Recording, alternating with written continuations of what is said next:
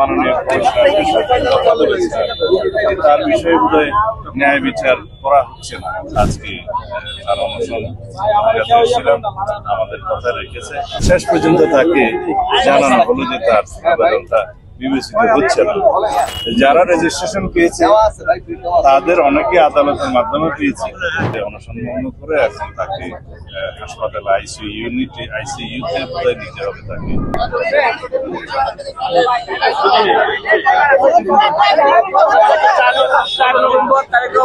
নির্বাচন কমিশনের সামনে অবস্থান কর্মসূচির ঘোষণা দেওয়ার পর সেদিন থেকে এখন পর্যন্ত তিনি নির্বাচনের সামনে আলোচনা করছিলেন। জনতা পার্টি তারেক বাংলাদেশের বেশিরভাগ বিরোধী গণতান্ত্রিক আন্দোলনের সংগ্রামের জন্য অনেকেই তার সাথে যারা আন্দোলনে শরীক ছিল অনেকেই জীবন দিয়েছে, শহীদ হয়েছে, আহত হয়েছে, পঙ্গু হয়েছে।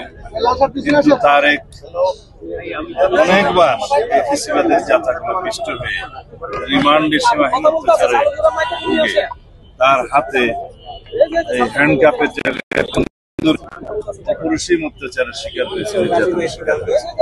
সেই তারেকের প্রতি জাতির সহানুভূতি আছে, আমাদের সকলের সহানুভূতি আছে।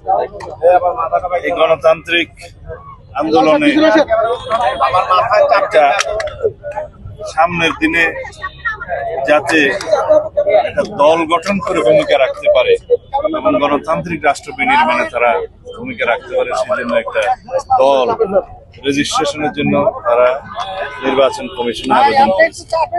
দীর্ঘ অনেক প্রক্রিয়ার মধ্য দিয়ে শেষ পর্যন্ত তাকে জানানো হলো যে তার আবেদনটা বিবেচিত হচ্ছে না।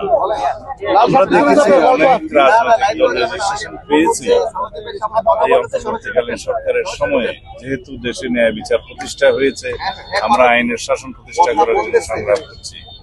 সে জায়গায় দেখেছি যারা রেজিস্ট্রেশন পেয়েছে তাদের অনেকে আদালতের মাধ্যমে পেয়েছে, অনেকে হয়তো বিভিন্ন ভাবে তাদের যে ইলেকশন কমিশনের চাহিদা যেগুলো পূরণ করতে হয়, মাঠ পর্যায়ে, জেলা পর্যায়ে, এগুলো হয়তো তদন্তের মাধ্যমে এসছে, তাদের চাহিদা পূরণ হয়েছে। কিন্তু আমজনতার পার্টি যতবারই আমি তাদের সাথে কথা বলেছি তারা জানিয়েছে তাদেরকে মাত্র যে যথেষ্ট হয়রানি করা, উপজেলা অফিসগুলো স্থানীয় নির্বাচন কর্মকর্তারা জেলা পর্যায়ে তাদেরকে হয়রানি করেছে, হয়রানি শিকার হয়েছে। আমি ব্যক্তিগতভাবেও নির্বাচন কমিশনের সংশ্লিষ্ট মাননীয় কমিশনারের সাথে কথা বলেছি, তার বিষয়ে বোধহয় ন্যায় বিচার করা হচ্ছে না।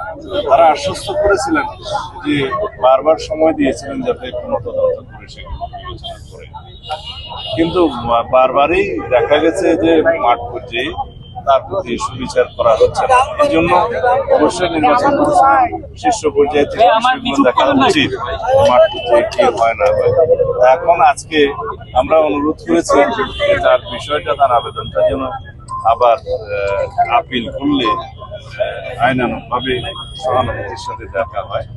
তারা তাদের নেতৃবৃন্দের সাথে কথা বলেছেন, আশা করি তারা নিয়ে বিচার পাবেন। আমি যেহেতু তার শারীরিক অবস্থা অত্যন্ত নাজুক খবর পেয়েছি এবং ঝুঁকিপূর্ণ অবস্থায় আছে, সেজন্য তাকে অনুরোধ করে আজকে তার অনশন ছিলাম, আমাদের কথা রেখেছে। সে অনশন ভঙ্গ করে এখন তাকে হাসপাতালে আইসিইউতে বোধহয় নিতে হবে তাকে। এটা কি বলে যেন নিবিড় পর্যবেক্ষণে রাখতে হবে।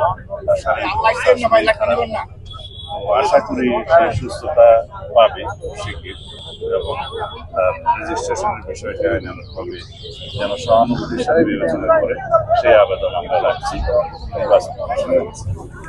তাহলে কি এখন আদালতে যাচ্ছে তারা? পার্টি না, আদালতে যাচ্ছে না, তারা পুনরায় আবেদন করবে বিবেচনার জন্য কালকে, এবং সেটা নির্বাচন সহানুভূতির সাথে বিবেচনা করবে। মাঠ পর্যায়ে যাতে তদন্তটা সঠিকভাবে হয়, মাঠ পর্যায়ের কর্মকর্তাদের ইনস্ট্রাকশন দেবে।